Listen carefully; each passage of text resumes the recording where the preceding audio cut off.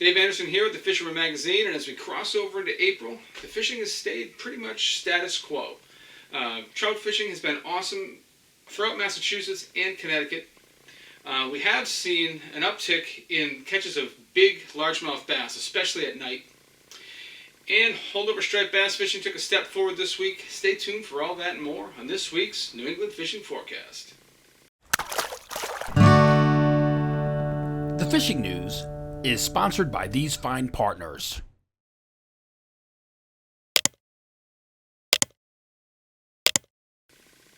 So before we begin, there's a couple things we got to cover.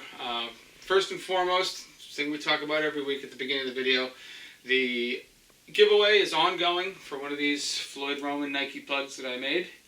So I'm going to be giving away one of these. If you're not familiar with how the contest works, it's a photo contest. You send the photo in to me at danderson@thefisherman.com. Get it to me before April 13th, and I'm going to pick my favorite to win one of these. I'm going to pick two runners-up to win some Missouri products, and really the only stipulations being that the photo has to be a recent catch, and it has to show you. I don't want to see your shoe. I don't want to see your fishing reel laying on the ground next to the fish. I want you and the fish. Hit those criteria, and you got a good shot at winning. I have got some good entries so far, but no clear winner just yet. So get those photos in, and we'll announce a winner the week following the closure of the tournament or the contest. Something else that's important that we talk about is that you got about just a little over 2 weeks left to get your striped bass public comments into the ASMFC.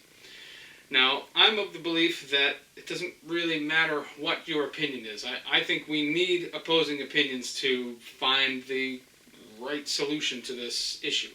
You can't have it all one way. Can't have it all the other way. We have to have compromise to come up with the perfect solution. Pretty much always the proper solution or the correct solution is in the middle. So get those comments in, and you can send them via email or snail mail if you prefer. And get those in before April 15th, and hopefully they're all going to be considered and counted, and we'll see where we go from there. Another thing that's important, this is a little bit more fishing related, is that the herring are in now, and we're seeing them in just about every run that I have talked to people about or seen myself. If you're seeing cormorants around, you're seeing ospreys around, probably there's herring in the run, even if you're not seeing them. But if you want to be 100% sure, just go up to the top of the run, look in the water. You might see them swimming there, you might not. But I always look around on the ground next to it. And if you can find scales on the ground from raccoons and seagulls and stuff, taking advantage of those fish, trying to stream in there, you're pretty much certain that the herring are in. So this means two things. For those of us that like to chase big largemouth in the springtime, this means that any pond that has a herring run is going to see an increase in big largemouth bass action. And in these first couple of weeks before the herring really kind of, cement themselves as a force inside the pond, when it's just those first, few hundred coming in, the fish are on high alert, and they're very likely to strike out at something big, a big swim bait, or some kind of a wake bait, or a soft plastic like a real prey, alewife, or something like that. Great time of year to target, your biggest largemouth of the year. And, on the other side of the run, the same thing's happening with striped bass. So if there are any holdover stripers in the estuary where you're fishing, those bass are going to take notice of the herring coming into the estuary, and they are going to start relating to the, to the narrowing of the estuary, where the run, the approach to the run. A lot of good ways to target these fish. Probably the most popular is a Danny plug. One of my favorites is a magic swimmer, but you can do it with a redfin, you can do it with a hydro minnow, you can do it with a stick shad, you can do it with any kind of large soft plastics, all these things. And don't be afraid to fish really shallow water. Sometimes these bass are coming up into like 18 inches of water. And when you hook into a 20-pounder and 18 inches of water, it is a handful, let me tell you. And the other thing, just because it's cold, just because it's early, doesn't mean you got to fish slow. Don't be afraid to fish fast. These herring, when they come up and they know that they're being preyed upon from above and below and beside and every other direction. So a lot of times they are moving. And these bass know that, and they are not afraid to try to hunt down something that's going real fast. So sometimes that's the key to getting hit, but you got to try everything. And as far as I'm concerned, nighttime is the right time. So this is a great time of year to target bass species from either side of the run. And I would encourage you to get out there and start doing it. So let's start off in Massachusetts like we always do. And I talked to James Jukes this week. He said he's been out a few times on the Merrimack. There's a lot of species being caught on the Merrimack River right now. You can go for pickerel, you can go for pike, you can go for trout, you can go for largemouth bass, carp, even striped bass on occasion. He said that the stock trout have been biting like crazy. The pike bite has still been more of a live bait or a dead bait thing, but they are being caught. And, overall, just a lot of fishing going on in the Merrimack. And he said he's been battling some skim ice even this week because it's gotten cold again. But the fish don't seem to mind. And, just look for that fishery to keep getting better and better. As we get down into interior Massachusetts, it's pretty much the same story as it was last week. It's a battle between the bass guys and the trout guys. And we're hearing about more and more large bass being taken. Jigs have been very popular in inland waters. A really good way to connect with a really good sized fish. Jerk baits are still getting bit, and of course, if you're a big bait guy, it's a great time of year to throw those, even if you don't have a herring run. And then, at this point in Massachusetts, just about every pond that gets a regular dose of trout has been visited by the stocking stuffers this week, or by this week. So it's not even a matter of finding out when the truck was there. It's more just a matter of going to a spot where trout have been stocked, and you got a really good chance of hooking up. Roy had a busy week this week, said he wasn't going to be able to put a video together. We'll hear from him next week. Out on the Cape, it's very similar to interior Massachusetts. It's trout and bass, but the one difference is that the nighttime largemouth bite has really been picking up. This may be fueled by the herring runs, although my experience this week was fishing in a pond that doesn't have a herring run at night and did very well. But we'll talk more about that later. So the night bite is really good. This is the best time of the year, as far as I'm concerned, to throw a big wake bait, just kind of clacking it along. Doesn't matter if it's a rat or a more traditional fish-shaped bait. Great time for that. Also, if you're not into the big bait thing, you can definitely do well on large soft plastics, and even throwing jigs at night, believe it or not, is a great way to connect with a big largemouth at this time of the year. I don't have any saltwater news to talk about in Massachusetts this week, so it's pretty much freshwater. It's pretty much trout and bass, and the occasional pickerel mixed in, and that's what I have for you guys this week in Massachusetts. Over in Rhode Island, this saltwater fishing has been slow. It really seems like that cod bite that seemed like it was trying to come together in the beginning of March and then just kind of crumbled. It really hasn't reassembled. So a lot of the boats haven't been running. A few are still going, and they're putting together a catch by covering a lot of water. I talked to Tony from Booked Off Charters at the show over the weekend, and he said that he's waiting until the end of April when things get to be a little bit more reliable. And this is a guy who makes a good part of his living running trips for bottom fish. So if he's not going, you may want to read into that and just kind of realize that it's not that great at the moment. We are hearing about holdover striped bass still, and it's getting a little bit better in Rhode Island, but it's definitely been an off winter. Hard to say why. There just aren't the numbers of fish up in these estuaries that there were even last year.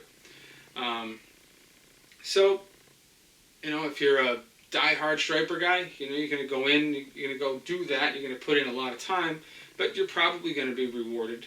If you're more of a passive bass guy, you might want to go fish for something else because it's going to require a lot of work in most cases to hook up in Rhode Island waters.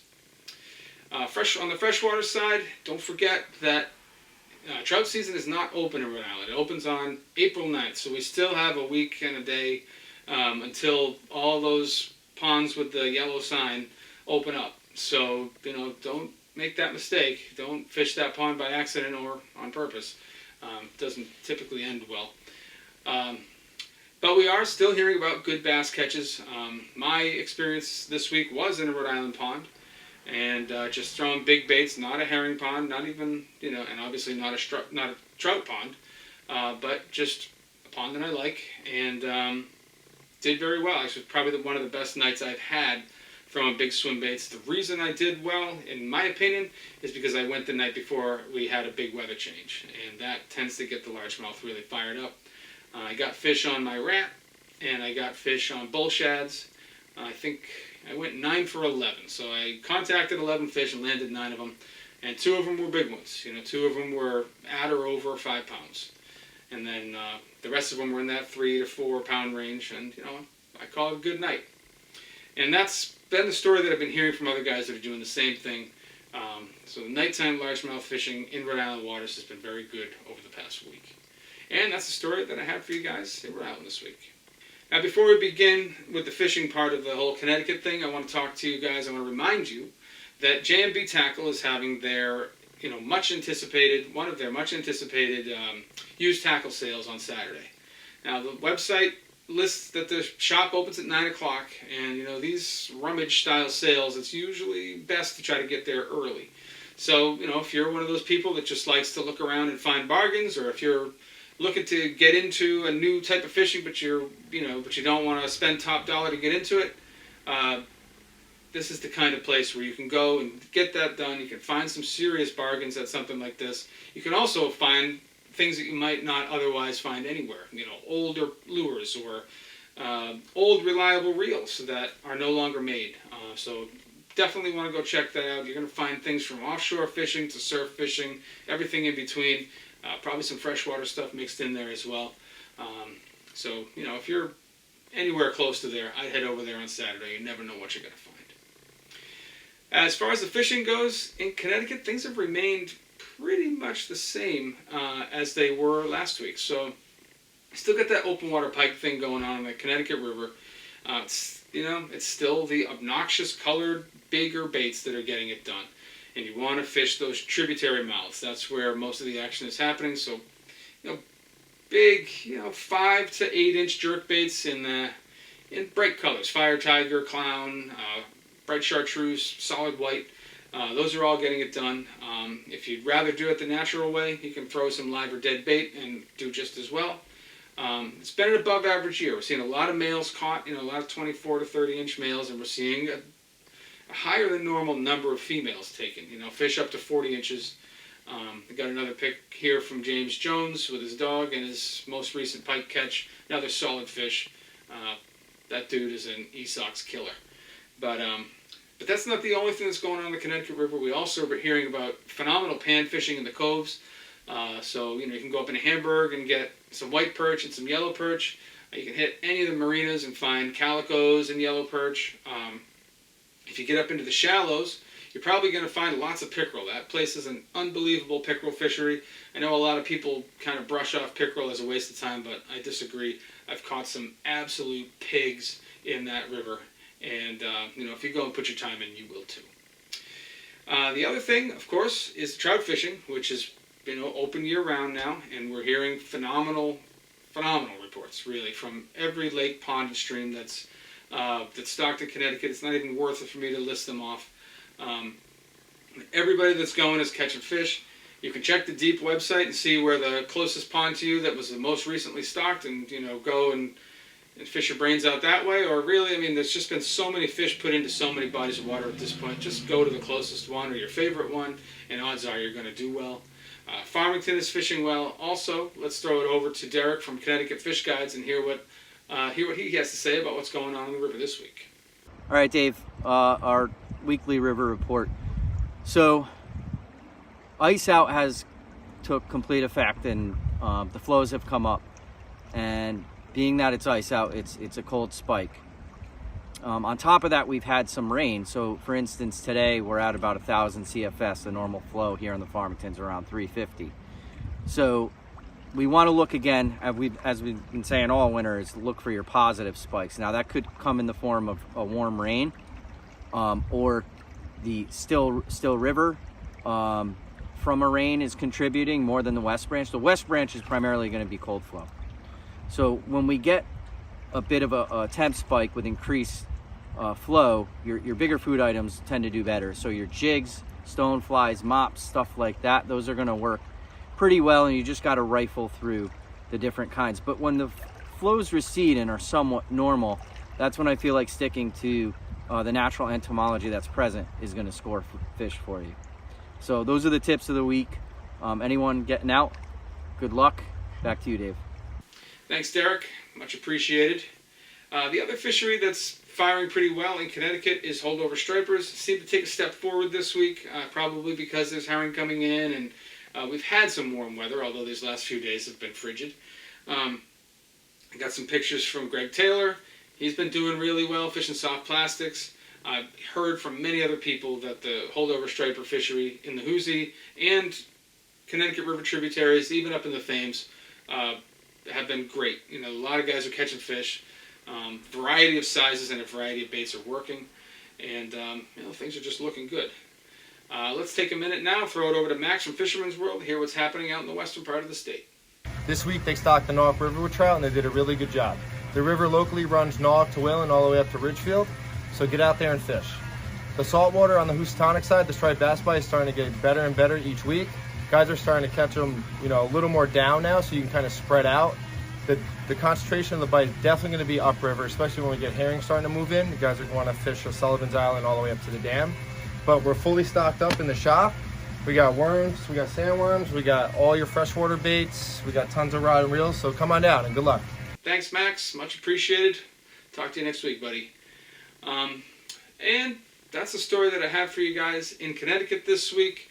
I want to tell you guys a little bit, too, if you're getting excited about the trout fishing, whether you're in Rhode Island waiting for opening day, or you're in Connecticut or Mass and already out there, grab that April issue. We've got awesome stories on how to make the most of your time trout fishing. There's also a hotspot story in the back of the magazine that gives you spots to fish in for trout in every state. I talked to like 20 different experts, got a couple favorite spots to try. No matter where you are, you're within striking distance of at least one of these ponds. So check that out. A lot of other great things in that issue, too many for me to even remember at the moment, but it's a really great issue. I'm really proud of it, and hope you guys will check it out. If you're not a subscriber to The Fisherman, head over to the website, check us out. Doesn't matter if you fish in Delaware, Maine, or anywhere in between, or whether you want to fish saltwater, freshwater, offshore, inshore, fly fishing, whatever. It's all covered. We got reports to cover all of it. You're going to figure out how, you're going to figure out where, and you're going to figure out why, no matter where you fish. And with a subscription, you get access to the digital editions of all 3 magazines. So even if you're going to travel down to Jersey to go see your Aunt Claire, you can read the reports and find out where you should be fishing while you're there. And that's the story that I have for you guys this week. I hope you find the reports useful. Thanks for watching. Thanks for listening. And we'll see you guys next week.